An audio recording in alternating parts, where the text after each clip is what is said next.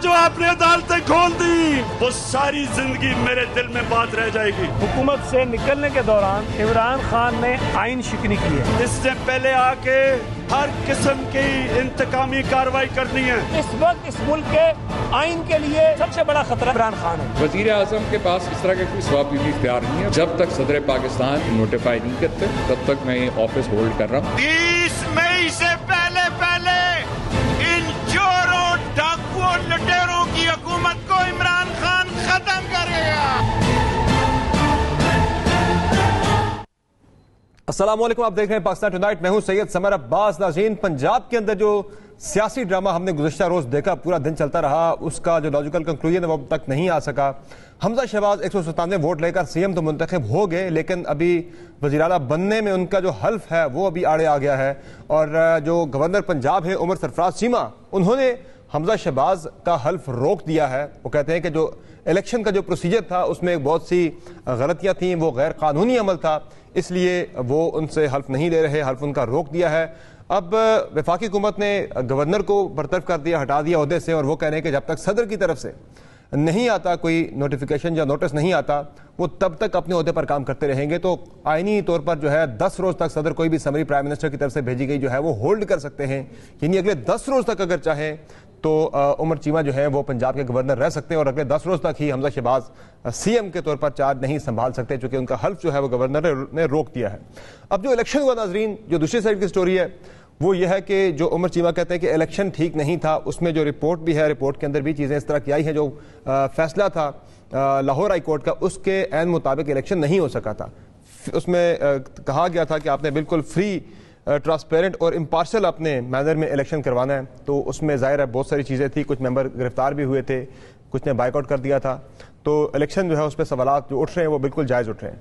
अब नाज़रीन, दूसरी तरफ इमरान खान साहब ने कल कराची में जो जलसा किया, जलसा तो कोई शक नहीं काफ़ी बड़ा और कामयाब जलसा था ये, और इस जलसे में एक तरफ उन्होंने अदालतों को निशाने पर रखा, तो दूसरी तरफ उन्होंने अपने बारे में ये भी बता दिया कि आने वाले दिनों में इस खदशे का इजहार कर दिया कि जो वफाकी हुकूमत है नून लीग की, वो उन्हें पोलिटिकली विक्टिमाइज करेगी।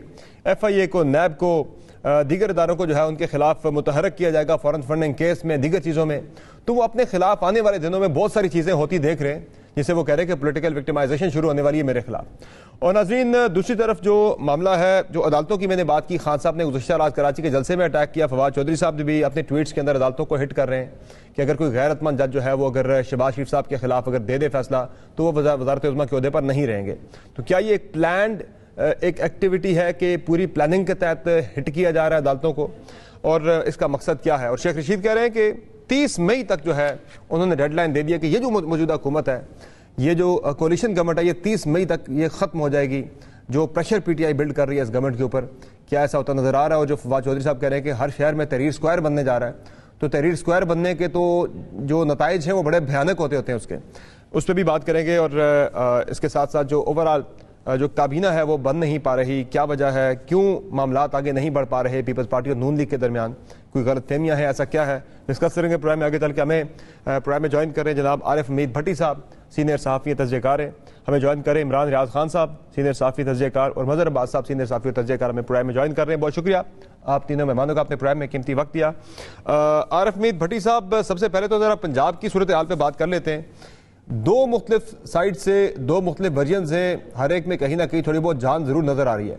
जो उमर सरफराज चीमा गवर्नर ने अपनी तरफ से प्ली ली कि जी वो इसलिए नहीं कर रहे, हल्फ रोक रहे हैं कि जो इलेक्शन है as per the orders of the high court वो फेयर, ट्रांसपेरेंट और इम्पार्शल मैनर में नहीं हो सका कॉन्स्टिट्यूशन के मुताबिक। कुछ लोगों ने बाइकआउट कर दिया, कुछ गिरफ्तार हुए, बाकी चीज़ें जो असेंबली की तरफ से रिपोर्ट आई, अब जो रिपोर्ट आई उस पर डिप्टी स्पीकर ने सेक्रेटरी असेंबली को भी मुअत्तल कर दिया है, लेकिन हल्फ रुक गया हमजा शहबाज का। क्या लग रहा है आपको, ये मामला आपको सेटल होता नजर आ रहा है या अभी मजीद बिगाड़ की तरफ जाएगा अगले 10 रोज में? बिस्मिल्लाहिर्रहमानिर्रहीम। एक तो समर आपने मेरे लीडर मज़हर अब्बास साहब को लिया, दूसरा साथ इमरान रियाज साहब को। मैं माफ़ी चाहता हूँ, आपके 2-3 सेकंड लूँगा। ये जो हुकूमत अरशद शरीफ, इमरान रियाज और 12 सहाफ़ियों पे मरियम नवाज के सोशल मीडिया में सेल बना के इन्हें टारगेट करना चाह रही है, तो मैं इसको कहता हूँ बच्चे तुम्हारे घुड़ियों के खेलने के दिन है, मर्दों को निशाना नहीं बनाते। सक्कर पाकिस्तान के किसी हिस्से में भी हुआ تو آپ ہمیں جانتے ہیں اور ہم آپ کو. خیر اب آ جاتے ہیں صبر. بدقسمتی ہے اس ملک میں کوئی بھی حاکم وقت آئے, کوئی بھی, اس نے آئین اور قانون کو اپنے پاؤں تلے روندا ہے. جو اسمبلی میں ہوا, ہم سب جمہوریت کے خیر خواہ ہیں, جمہوریت چاہتے ہیں, اس کے لیے قربانی دی, اور حکومت کرنا بھی سیاستدانوں کا کام ہے. لیکن جس طرح کل منڈی لگی, اس سے پہلے ہوٹلوں میں جو لوازمات ان لوگوں کو رکھ کے پیش کیے گئے اور ایک دن کا جتنا خرچہ ہوا, مجھے بتائیں. پہلے تو میرا ہے کہ عمران خان صاحب نے تو سپریم کورٹ سے, میں سپریم کورٹ سے گزارش کرتا ہوں, اللہ کا واسطہ بھائی, یہ مظہر عباس صاحب برطانیہ دور کے صحافی ہیں. ویج وارڈ 5ویں کے لیے 7ویں کے لیے ہم جنگ کر کے مر گئے, ہمیں تو 20 سال انصاف نہیں 30 سال ملا, اس میں ہزاروں پروٹیسٹ کیے, قربانیاں کی. تو بھائی آپ نے سیاست میں گندگی ڈال دی, پیسہ ڈال دیا, گنڈا گردی ڈال دی, بدماشی ڈال دی. اب کل جو ہوا مجھے قابل تکلیف ہے. اور دوسری بات, شیخ رشید حکومت نہیں بھیجیں گے. اگر امریکہ عمران خان کے اس موقف میں سچائی ہے, میٹنگ منٹس جنہوں نے دیکھے ہیں, تو یہ حکومت نہیں لے جا سکتے. یہ حکومت کرنا جانتے ہیں, اور قانون کی کوئی بات نہیں. گورنر نے آج نہیں دیا تو 10 دن بعد دے دے گا.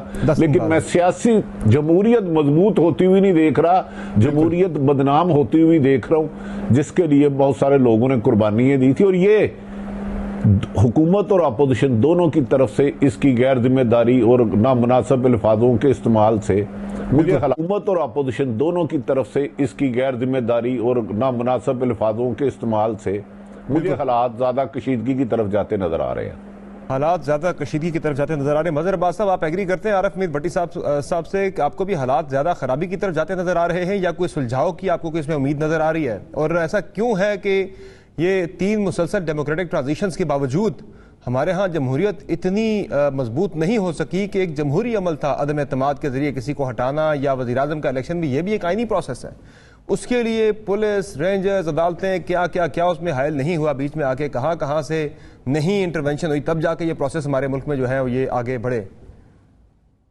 جی شکریہ سمر. پہلی چیز یہ کہ عارف نے جو بات کی, جو جن صحافیوں کے حوالے سے کہ مسلم لیگ نون کے سوشل میڈیا پر اس طرح کا کوئی ٹرینڈ چل رہا ہے, تو وہ بھی قابل مذمت ہے. اور دوسری طرف بھی ایک سلسلہ ہے کہ حامد میر, عاصمہ شیرازی اور سلیم صافی صاحب کے حوالے سے وہ بھی تھریٹس کی گئی ہیں. اور ابھی تھوڑی دیر پہلے بھی یہ پتا چلا کہ حامد میر صاحب کے گھر کے سامنے لوگ بھی جمع ہو رہے ہیں.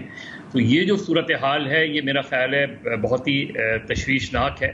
آپ کسی سے اختلاف کر سکتے ہیں, کسی کی رائے سے اختلاف کر سکتے ہیں, اور ظاہر ہے ہم خود بھی اپنے دوستوں کی رائے سے اختلاف کر سکتے ہیں.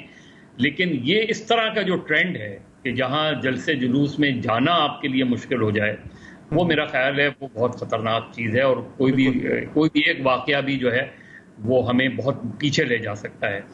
دوسری بات جو پنجاب اسمبلی میں ہوا, لیکن اس کی مظہر عباس صاحب پہلے اس پہ ذرا مزید اگر بات کر لیں, یہ تو ظاہر ہے پولرائزیشن اتنی زیادہ ہے کہ آپ تھوڑی سی بھی بات ادھر کی کریں تو رائٹ والوں کو پسند نہیں ہے, رائٹ کی بات کریں تو لیفٹ والوں کو پسند نہیں ہے, آپ ان کے لیے غدار ہو جاتے ہیں. یہ اتنی زیادہ پولرائزیشن جو ہے, یہ بھی تو ایک ہمارے معاشرے کے لیے, ہمارے ملک کے لیے, ہماری یونٹی بقا کے لیے بڑی خطرناک ہے. یہ دیکھیں, یہ بھی ہمارے سوچنے کا ہے, اور ہم صحافیوں کے سوچنے کے بھی بہت سے سوالات ہیں جو شاید بالکل ہم نہیں سوچ رہے کہ ہم اس پولرائزیشن میں ہمیں مجھ جیسے آدمی کو اس لیے تنقید کا نشانہ بنایا جاتا ہے کہ میں غیر جانبدار کیوں ہوں. یعنی میری غیر جانبداری یا میری نیوٹرل پوزیشن بھی جو ہے وہ بھی اپنے ہی کولیگز کے ہاتھوں تنقید کا نشانہ بنتی ہے. لیکن مجھے اس پر کوئی بھی فکر نہیں ہے. میں جس پوزیشن پہ ہوں اس پوزیشن پہ میں اپنے آپ کو سمجھتا ہوں کہ جو میں نے اپنے سینئر سے سیکھا ہے میں اسی پوزیشن پر بہتر سمجھتا ہوں. لیکن یہ ہم سب کے لیے ایک سوچنے کا سوال ضرور ہے کہ ہمیں بیٹھ کے سنجیدگی سے اس معاملے کو دیکھنا پڑے گا, کیونکہ اتنی سوسائٹی میں پولرائزیشن ہے کہ آپ کو فوراً, چاہے آپ کی اپنی رائے ہو وہ ہو, آپ کو ایک دم بریکٹ کر دیا جاتا ہے. اس بریکٹ کے نتیجے میں خدا نخواستہ کوئی حادثہ بھی ہو سکتا ہے. یہ دوسری بات یہ کہ جو پنجاب میں جو کچھ ہو رہا ہے, دیکھیے یہ شرمناک ہے. اور اس پہ جو پنجاب اسمبلی میں ہوا, اس پہ 2 دن پہلے میں نے لکھا بھی تھا, اور میں نے یہ خدشے کا اظہار بھی کیا تھا کہ پنجاب میں کوئی بھی غیر معمولی حادثات ہو سکتے ہیں, معاملات ہو سکتے ہیں. مجھے لگتا ہے یہ یہ معاملہ غالباً لاہور ہائی کورٹ میں جا کے ہی سیٹل ہوگا، کیونکہ لاہور ہائی کورٹ نے ہی یہ ڈبل بینچ نے یہ انسٹرکشنز دی تھی، اور عین ممکن ہے کہ کل دونوں میں جلائی صاحب نے کہا ہے کہ وہ جائیں گے اس الیکشن کو چیلنج کریں گے عدالت کے اندر. جی مجھے یہی لگ رہا ہے کہ یہ معاملہ اور عین ممکن ہے کہ یہ ری الیکشن کی طرف چلا جائے. لیکن یہ بھی چیز ہے کہ جب ہم آج ضمیر فروشی کی بات کرتے ہیں، آج ہم لوگوں کے ضمیر خریدنے کی بات کرتے ہیں، تو یہ سلسلہ تو ہمارا بہت پرانا ہے. اور ایون 2013 لے لیں، 2000 اس سے پہلے لے لیں، آپ 2018 لے لیں، اس وقت بھی بدقسمتی سے اگر کوئی میرے حق میں اپنا ضمیر بیچتا ہے تو وہ مجھے اچھا لگتا ہے، میرے خلاف کوئی ضمیر بیچتا ہے تو مجھے برا لگتا ہے.